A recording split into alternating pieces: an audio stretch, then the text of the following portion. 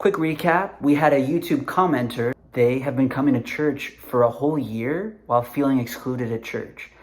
And we felt like this is something we should talk about. So we launched our own YouTube video about this and invited our friends and fans to do something about it.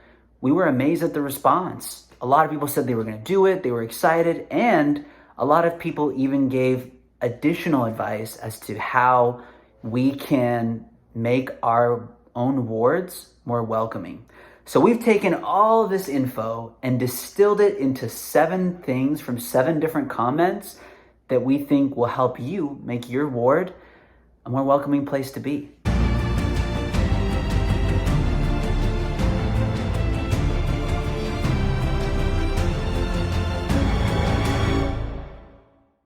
So this first one, I know a lot of people talked about masks, how they hate masks, blah, blah, blah. And for that, I would say there's this woman in my ward, and I'll never forget it. She came up to us and she said, "Hey, I don't know, I know you can't see my smile, but I hope you can see the smile in my eyes." And this really left a mark on me because to me, I mean, obviously ministering and missionary work, so much more than a smile.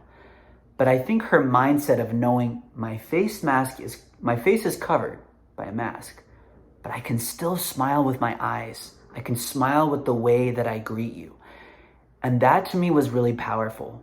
If you have a mindset of resilience and you are going to keep going in your discipleship, despite whatever mask may cover your face, you can make your ward very welcoming as you are resilient in your discipleship with Christ.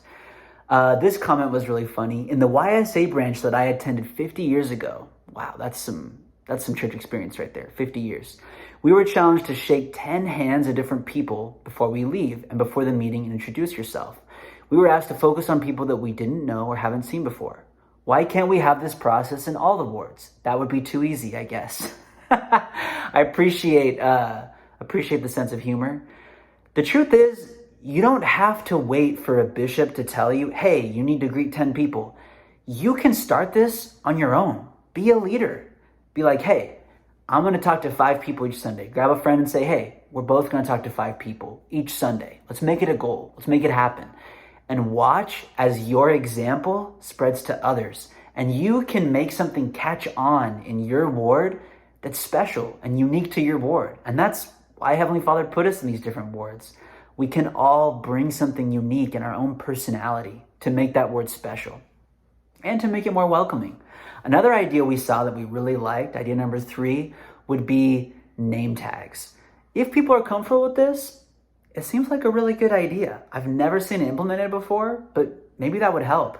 I could totally see you want to talk to someone, but then you don't know their name. And so you feel embarrassed and you don't talk to them. And if we can come up with creative ideas like smiling with your eyes, like making goal to greet a certain number of people, or having name tags, that might break down some of these invisible barriers that prevent our wards from being the welcoming places that Jesus Christ wants them to be.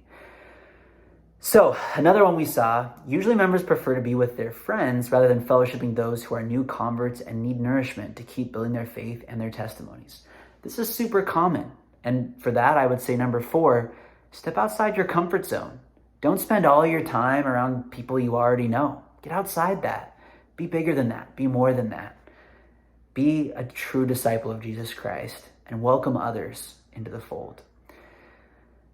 This one is a little interesting because it's a different take. But number 5, we need to stop judging people that don't fellowship or don't accept callings. Some people have social anxiety or too much stress in their life to do anything outside of their home. So how can we overcome this? There's 2 parts. Number 1, if you're someone else watching someone and judging them, that's not cool. That's not going to make things more welcoming. However, if you are someone who has some sort of struggle, whether it be anxiety or depression, I would invite you to take your struggles to God. As we're promised in Ether chapter 12, as we take our weaknesses before the Lord, He will make them strengths. Here's another one. I don't make friends easier. It's even harder now that my politics are different from the majority of church members. So it's easier for me to be quiet or go to meetings than leave without saying a word to no one. So my advice, don't talk about politics at church. I mean, there's so many other things that we can talk about that are really, really helpful. And, I know it's tough. We came out of 2020 and there were, everything was shut down and we couldn't have sports. We couldn't send our kids to school. And it just felt like politics and the news was the only thing you could let into your home. And that's really not the case. We have church now and we can go to church. And honestly, if I had to choose between talking about politics or talking about church, I choose church every time. Because the truth is, the church solves more problems than politics ever could. It solves them faster and it solves them more effectively. So politics or church, put your focus on church. Put your focus on church topics. This last one is really powerful. Number 7, as a teenager, I went to church by myself. My parents were not members and my clothes smelled like cigarette smoke. I was not befriended. I visited my cousin's ward in another state and was friendshipped. I took this back to my ward and I reached out and friendshipped the ward members. I spoke first. I shook hands first. I asked about their family first. Put yourself out there and be first to friendship rather than waiting for others to do it. Number 7, personal initiative. If you can have that personal initiative, you can make your ward a more welcoming place.